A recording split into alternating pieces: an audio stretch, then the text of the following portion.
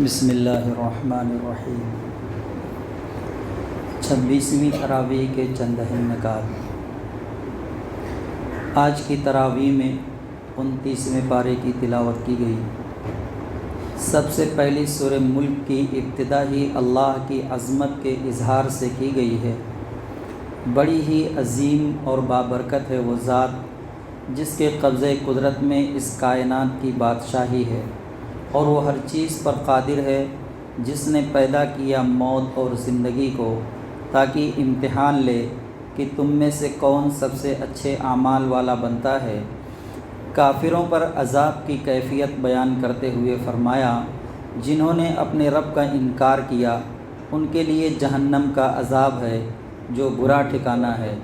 جب اس میں پھینکے جائیں گے دہاڑنے کی آوازیں سنیں گے، وہ جوش کھا رہی ہوگی، شدت غضب سے پھٹی جاتی ہوگی۔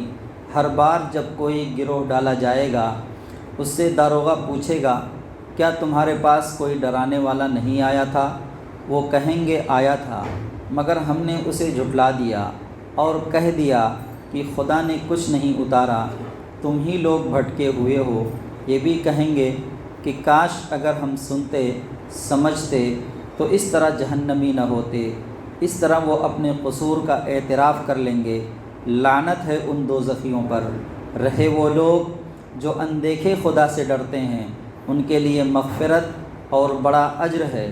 تم چپکے سے بات کرو یا بلند آواز سے، اللہ کے لیے برابر ہے۔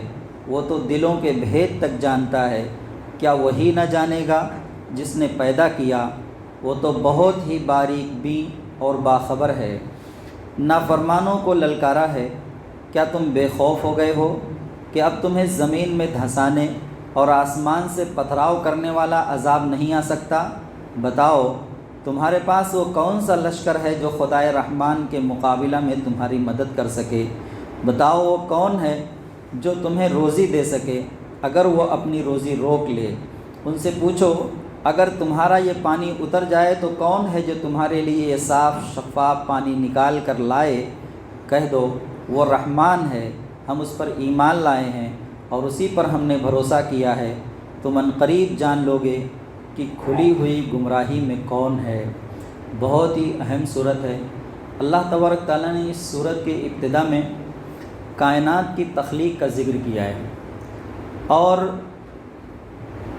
انسانوں کو جتلا کر فرمایا ہے کہ اس کو جب تم دیکھو گے تو تمہاری نگاہیں تھک کر لوٹ آئیں گی، یعنی ذلیل و خوار ہو جائیں گی۔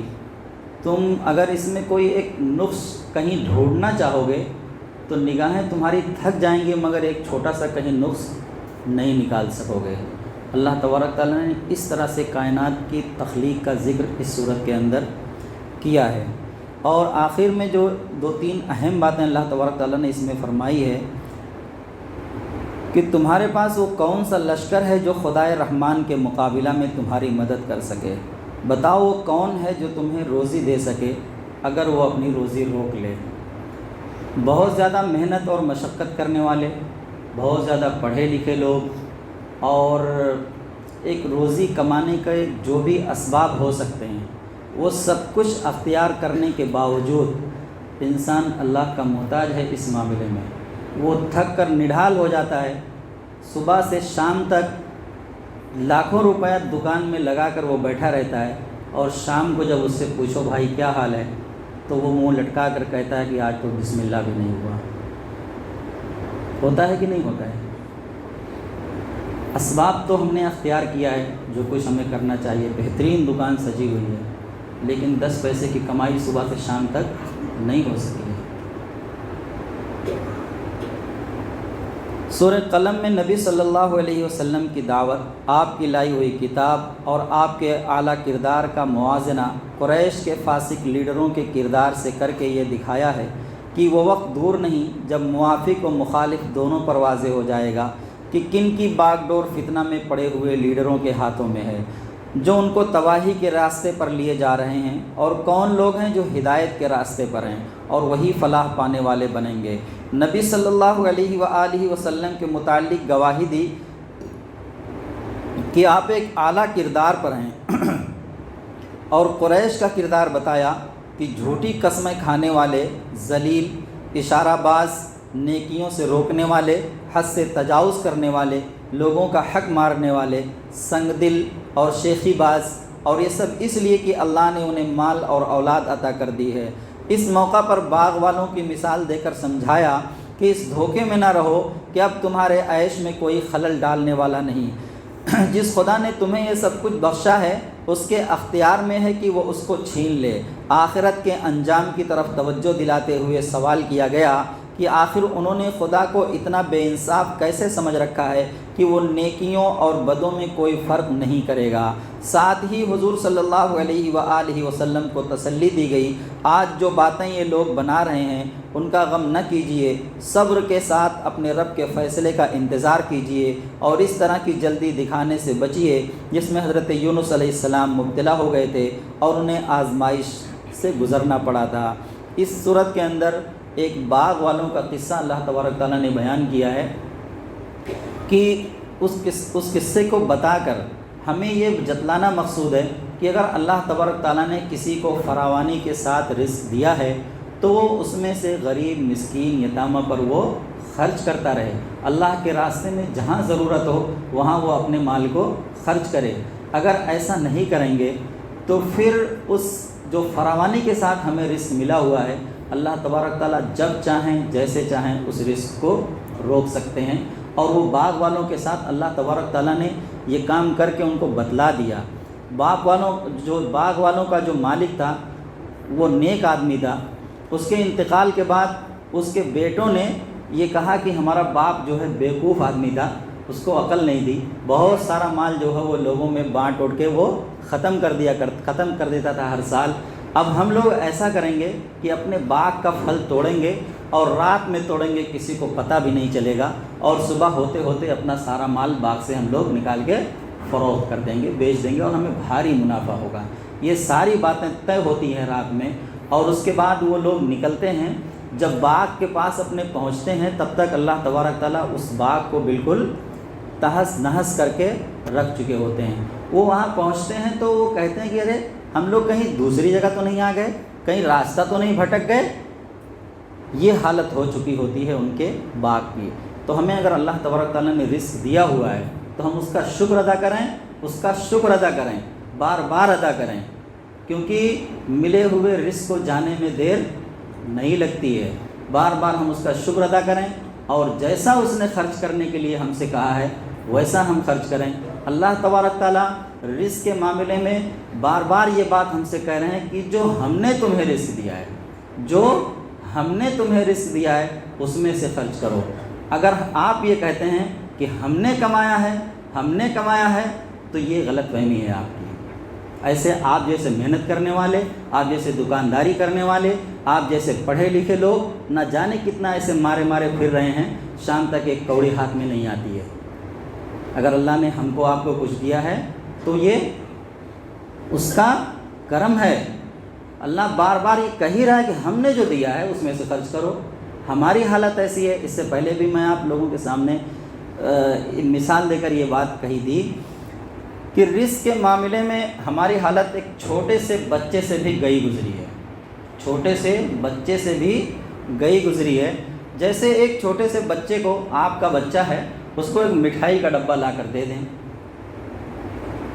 تھوڑی دیر کے بعد اس سے مانگنا شروع کریں، اب وہ کیا کرتا ہے؟ نہیں دوں گا بولتا ہے، میرا ہے میں نہیں دوں گا۔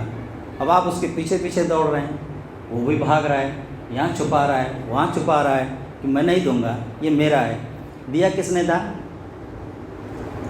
نے تھا؟ آپ ہی نے تو دیا تھا، لیکن اب وہ کہہ رہا ہے میرا ہے، آپ کو ہی نہیں دے رہا ہے۔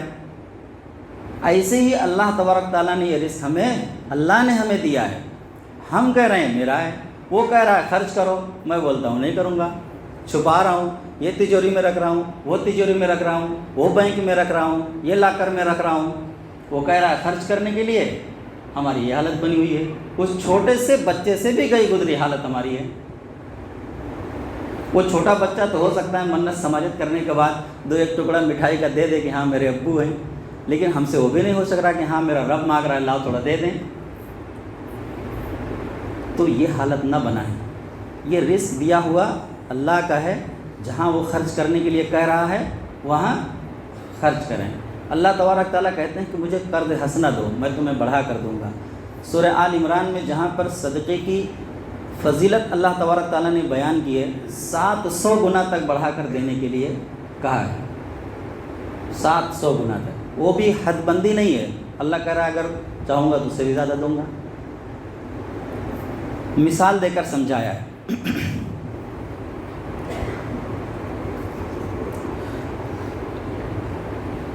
سورہ حاقہ میں رسولوں کی دعوت کو جھٹلانے والوں کا انجام بتاتے ہوئے قیامت کی ہولناک تصویر کھینچی گئی ہے۔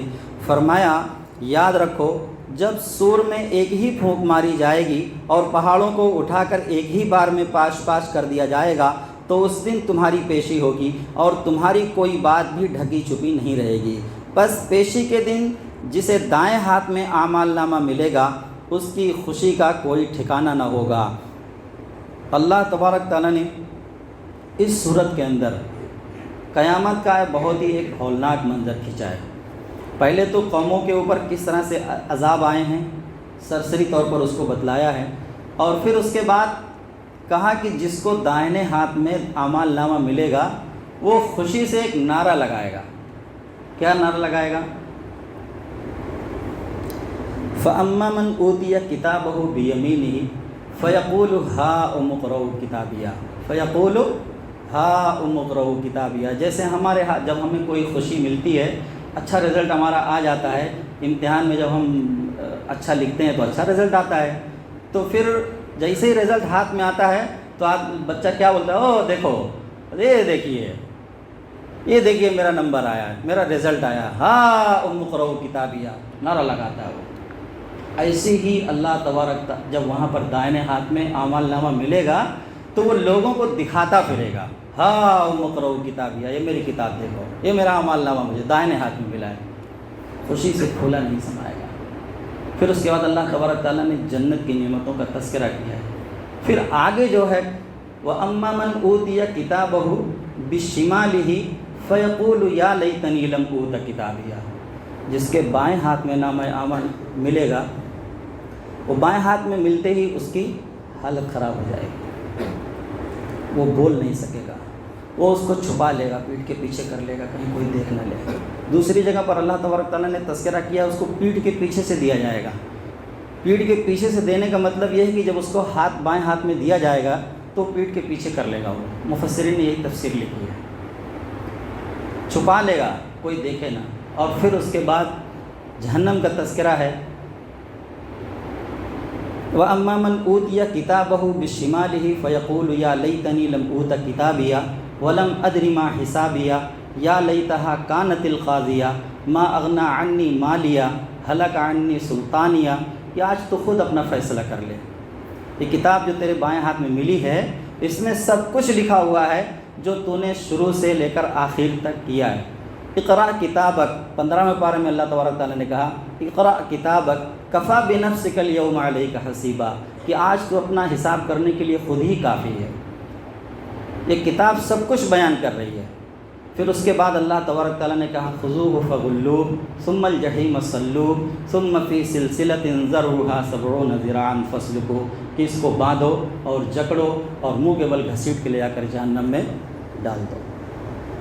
ایسا خطرناک منظر اس صورت کے اندر اللہ تبارک تعالیٰ نے کھینچا ہے آخرت کا۔ تو اس دن تمہاری پیشی ہوگی اور تمہاری کوئی بات بھی ڈھکی چھپی نہیں رہے گی۔ بس پیشی کے دن جسے دائیں ہاتھ میں اعمال نامہ ملے گا اس کی خوشی کا کوئی ٹھکانہ نہ ہوگا، اور جسے بائیں ہاتھ میں اعمال نامہ دیا جائے گا وہ حسرت سے موت مانگ رہا ہوگا۔ آواز آئے گی اس کو پکڑو، اس کی گردن میں توق ڈالو، اس کو جہنم میں جھونک دو اور جکڑ دو ایک زنجیر میں جس کی لمبائی 70 ہاتھ ہے۔ یہ ہے وہ خدائے عظیم پر ایمان، یہ وہ ہے جو خدائے عظیم پر ایمان نہیں رکھتا تھا اور نہ مسکینوں کو کھانا کھلانے پر ابھارتا تھا۔ یہ دو باتیں جو ہے نا قرآن بہت زور دے کر بیان کرتا ہے، جہنم میں جانے کا سبب بتاتا ہے۔ اول تو اللہ پر ایمان نہیں لائے گا تو ویسے ہی جہنم میں جانا ہے۔ ایمان لانے کے بعد بھی دو چیزیں جہنم کے قریب انسان کو کر دیتی ہیں اگر وہ دو عمل انسان نہیں کرتا ہے، ایک نماز کی پابندی، دوسرے مسکینوں کو کھانا نہ کھلانا۔ انہی الفاظ کے ساتھ اللہ تبارک تعالیٰ ذکر کرتے ہیں، آگے آ رہی بات ابھی۔ سورہ معارج میں نبی صلی اللہ علیہ وسلم کو صبر کی تلقین کی گئی ہے کہ یہ بہت تنگ نظر لوگ ہیں۔ اس وقت خدا نے ان کو جو ڈھیل دی ہے تو ان کے پاؤں زمین پر نہیں پڑ رہے ہیں، ذرا پکڑ میں آ جائے تو ساری شیخی بھول جائیں گے اور تمنا کریں گے کاش اس دن کے عذاب سے چھوٹنے کے لیے اپنے بیٹوں، اپنی بیوی، اپنے بھائی اور اپنے کنبہ کو جو اس کے پشتیبان رہا ہے اور تمام اہل زمین کو بدلہ میں دے کر اپنی جان چھڑا لیں۔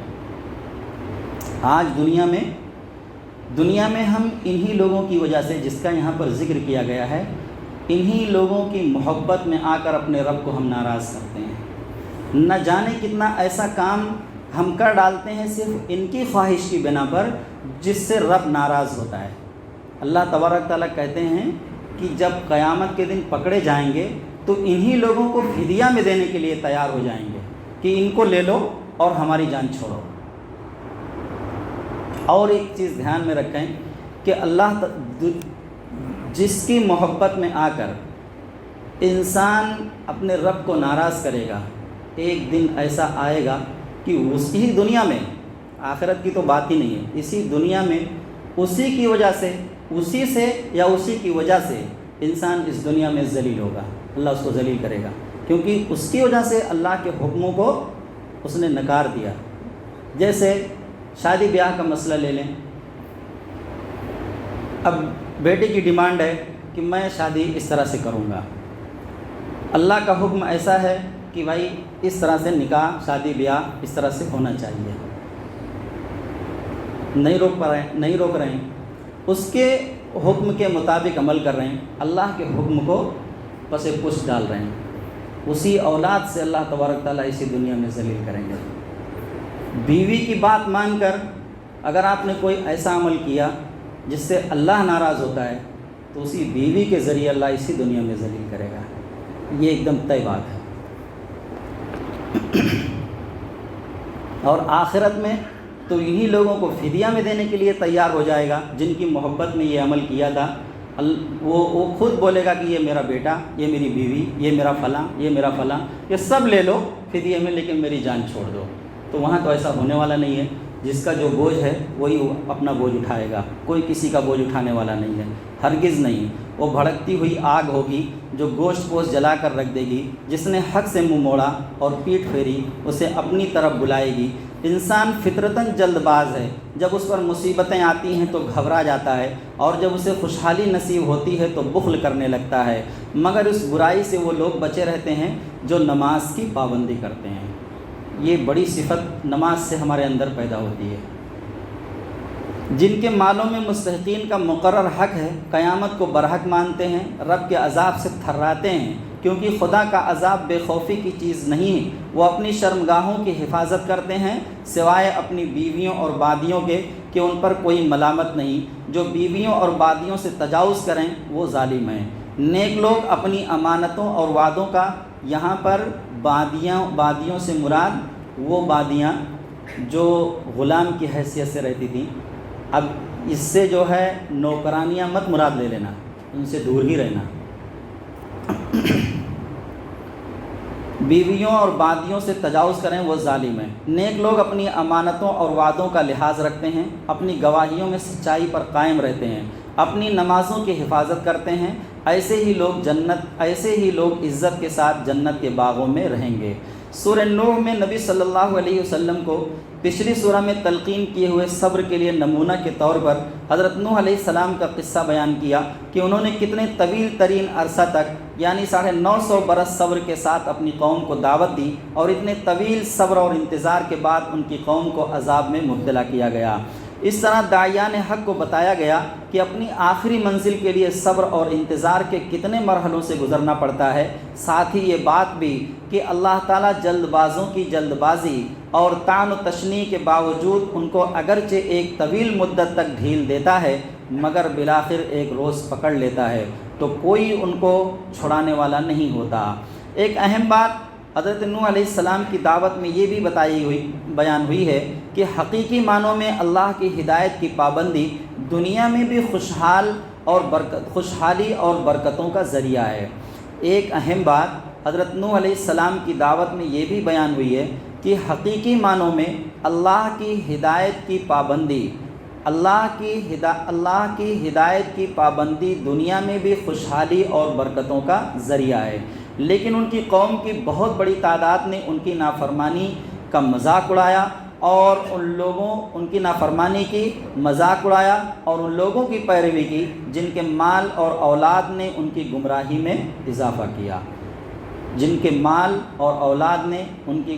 میں اضافہ کیا۔ تو پتہ یہ چلا کہ یہ دو چیزوں کی محبت میں آ کر انسان راہ راست سے بھٹک جاتا ہے۔ کل کی یہ آیتوں میں بھی یہ بات آئی تھی کہ تمہارے مال اور تمہاری اولاد تمہارے لیے فتنہ ہے، آزمائش۔ آج بھی یہ بات آئی ہے۔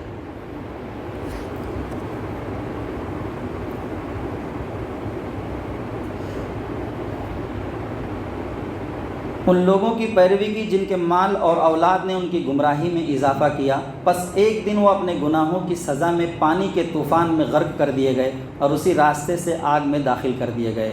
اس وقت کوئی ان کے کام نہ آیا جنہیں وہ خدا کے سوا پکارا کرتے تھے۔ سورہ جن میں قریش کو غیرت دلائی گئی کہ جنات جو قرآن کے براہ راست مخاطب ہیں، وہ جب راستہ چلتے اس کو سن لیتے ہیں تو تڑپ اٹھتے ہیں اور اپنی قوم کے اندر اسے پھیلانے کے لیے اٹھ کھڑے ہوتے ہیں۔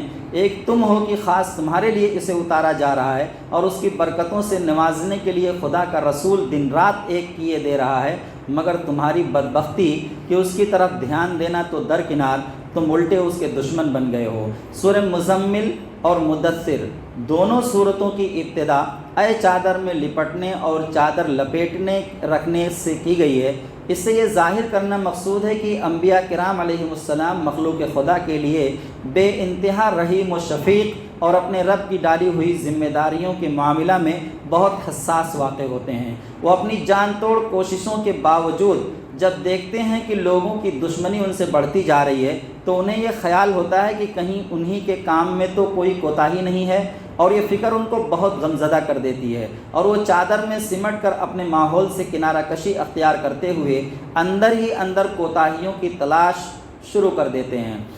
مزمل میں چادر اوڑھنے والے کے پیارے لفظ سے نبی صلی اللہ علیہ وسلم کو خطاب کرتے ہوئے اس حالت سے نکلنے کا راستہ بتایا گیا کہ رات کے وقت اس کے حضور قیام کا اہتمام کرو، اس میں ٹھہر ٹھہر کر قرآن پڑھو، اس سے دل کو ٹھہراؤ ملے گا اور دماغ کو بصیرت حاصل ہوگی اور آگے کی ذمہ داریوں کا بوجھ اٹھانے کی اہلیت پیدا ہوگی۔ دعوت دین کا کام کرنے والوں کے لیے یہ آیتیں اور یہ جملہ جو ابھی یہاں پر آیا ہمارے سامنے، یہ بہت زیادہ یہ سمجھ لیجیے کہ مشعل راہ ہے ہمارے لیے، راستے کا چراغ۔ جب انسان دعوت کا کام تھک کر اور قوموں سے مثبت رویہ نہ ملنے کی وجہ سے آدمی ٹوٹ جاتا ہے، تھک کر نڈھال ہو جاتا ہے۔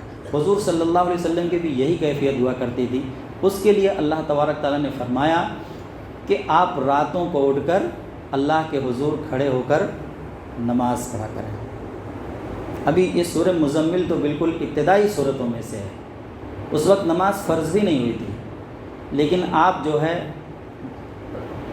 اللہ کے حضور کھڑے رہتے تھے اور اتنی دیر تک کھڑے رہتے تھے کہ پیروں میں ورم آ جاتا تھا۔ اللہ تبارک تعالیٰ نے آپ کو سورہ طٰہٰ کے اندر فرمایا کہ ہم نے آپ کے اوپر قرآن اس لیے نہیں نازل کیا کہ آپ اپنے آپ کو مشقت میں ڈال لیں، یعنی آپ کو روک دیا گیا کہ اتنا زیادہ کھڑے ہونے کی ضرورت، یہاں تو کہا جا رہا ہے، وہاں جو ہے تسلی دی جا رہی ہے کہ اتنا زیادہ اپنے آپ کو تھکانے کی ضرورت نہیں ہے۔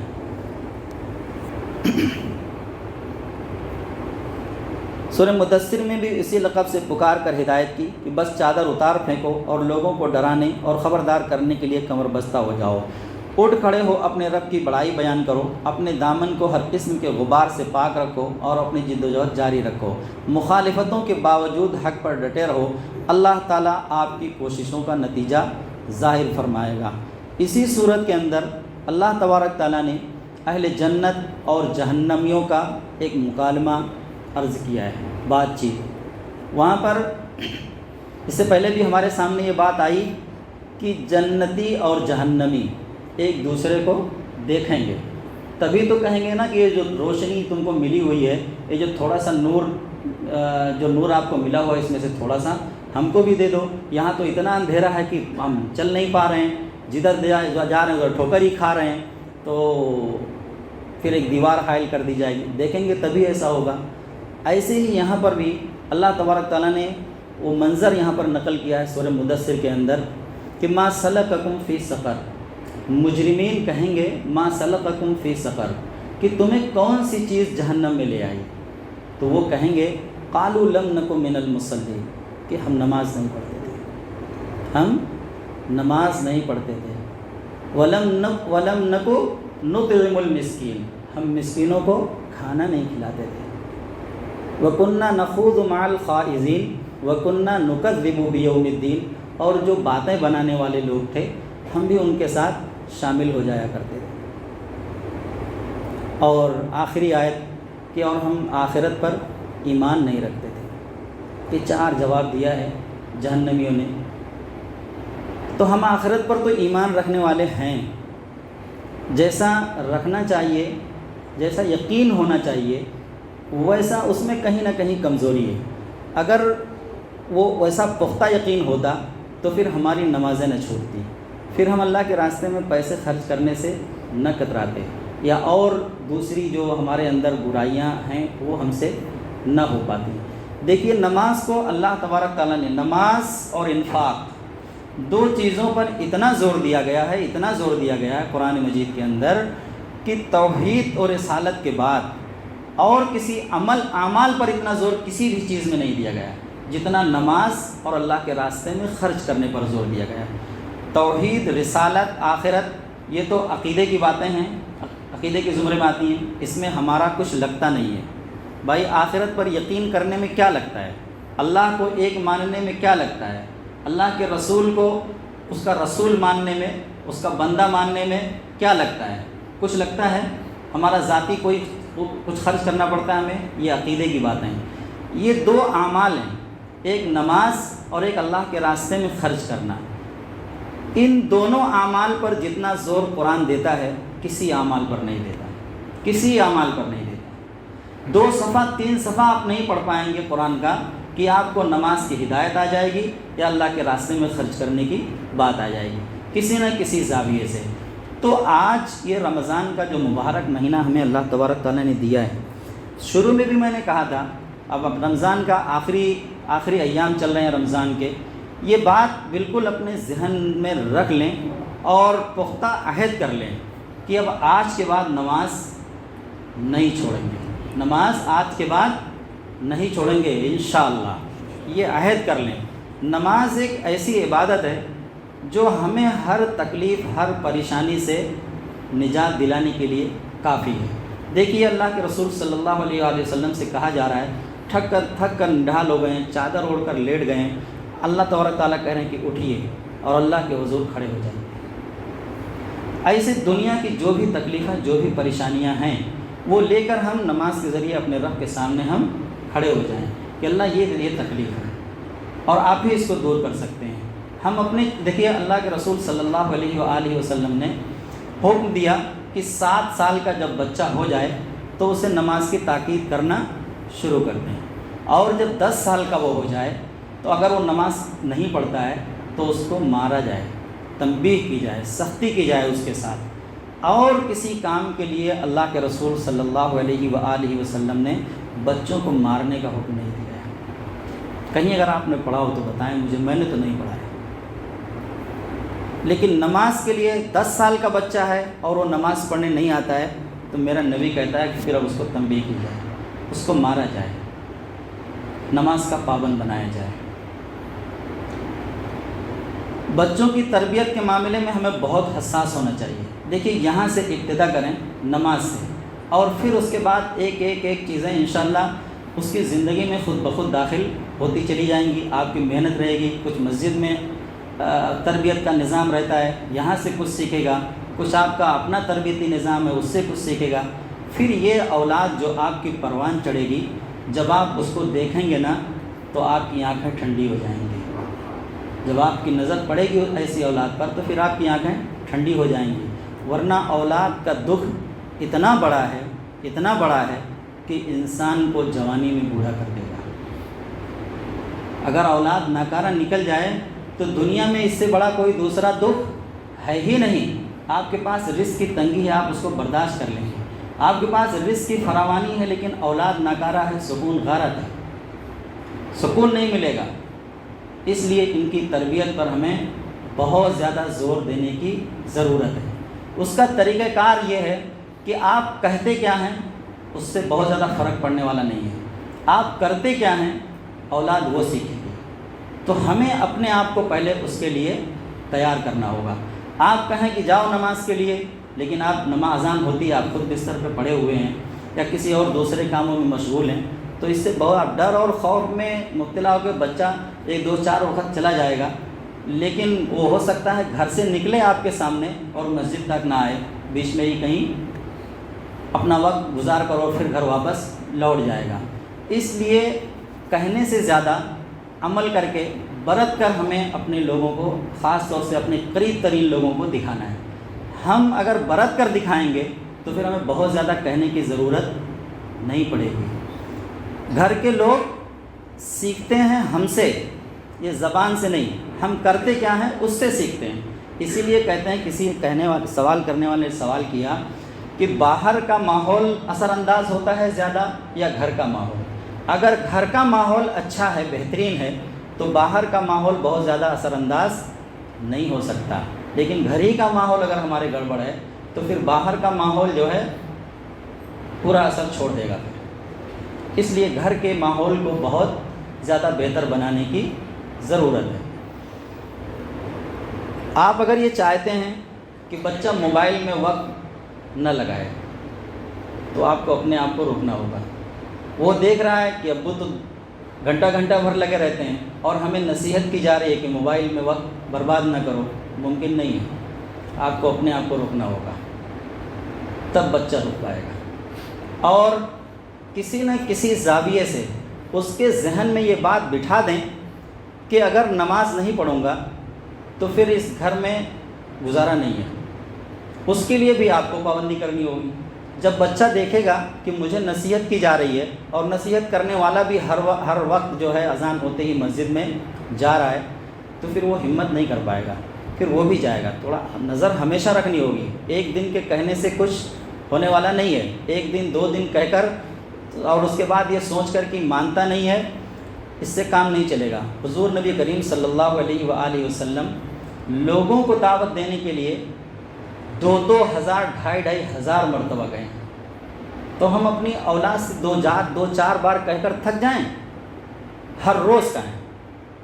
یہ نہ سوچیں کہ یہ مانتا نہیں ہے، ہماری اولاد ہے، وہ ہمارے سامنے جب وہ جہنم میں جلے گی تو ہم دیکھ کر برداشت کر پائیں گے؟ اللہ تبارک تعالیٰ نے کہا یا ایھا الذین آمنوا قوا انفسکم واہلیکم نارا، کہ اے ایمان والو اپنے آپ کو اور اپنے اہل و عیال کو جہنم کی آگ سے بچاؤ۔ وہاں دیکھے گا انسان کہ اولاد جل رہی ہے، برداشت کر پائیں گے؟ دنیا میں اگر انسان کہیں اچھی جگہ گھومنے ٹہلنے کے لیے جاتا ہے تو اکیلے نہیں جانا چاہتا، سوچتا ہے پوری فیملی لے لوں، بچوں کو لے لوں، بیوی کو لے لوں، وہ بھی انجوائے کر لیں گے۔ جنت میں آپ اکیلے جانا چاہیں گے؟ اس سے بڑی انجوائے کی جگہ تو کوئی دنیا میں ہے نہیں، کوئی ہے ہی نہیں۔ تو وہاں اکیلے رہنا چاہیں گے یا بیوی بچوں اپنے اہل و عیال کے ساتھ رہنا چاہیں گے؟ اگر سب کے ساتھ رہنا چاہتے ہیں تو اس کی فکر کرنی ہوگی۔ اور یہ نماز ایک ایسی چیز ہے جو سمجھ لیجئے ہماری ہر پریشانی کا حل ہے، ہر پریشانی کا حل ہے۔ نماز کس زاویے سے اللہ تبارک تعالیٰ نے نماز کے متعلق ہمیں ہدایت فرمائی ہے؟ سب سے پہلی بات تو یہ کہی کہ نماز جو ہے منکرات سے روکتی ہے۔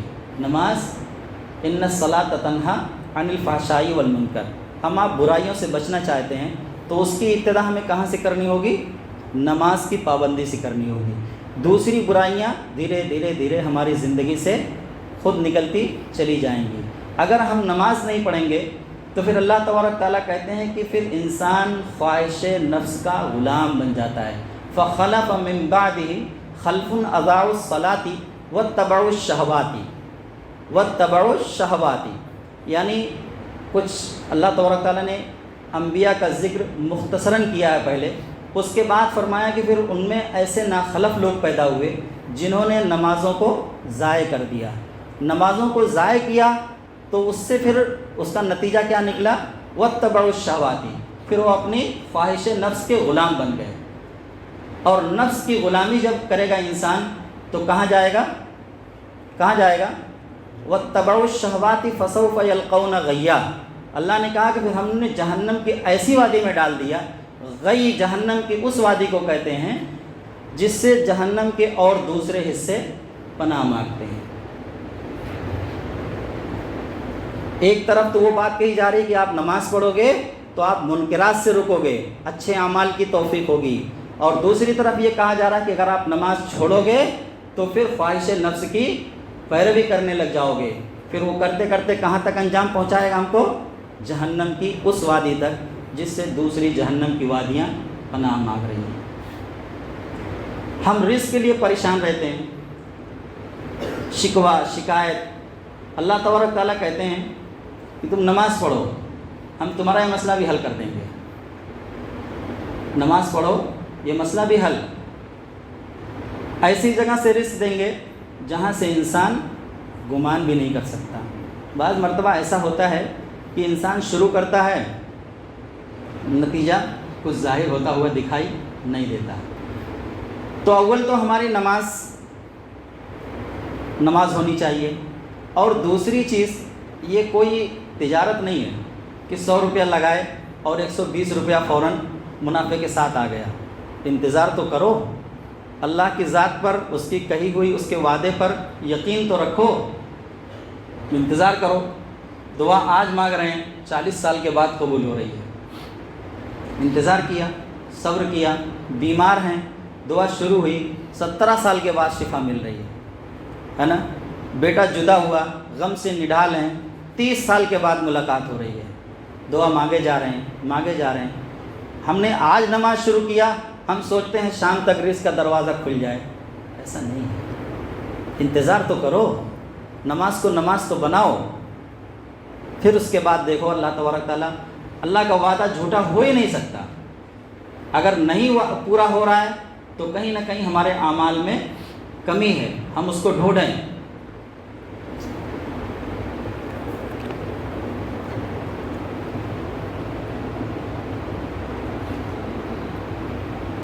اب اس کے بعد سورہ قیامہ، سورہ در اور سورہ مرسلات ہیں۔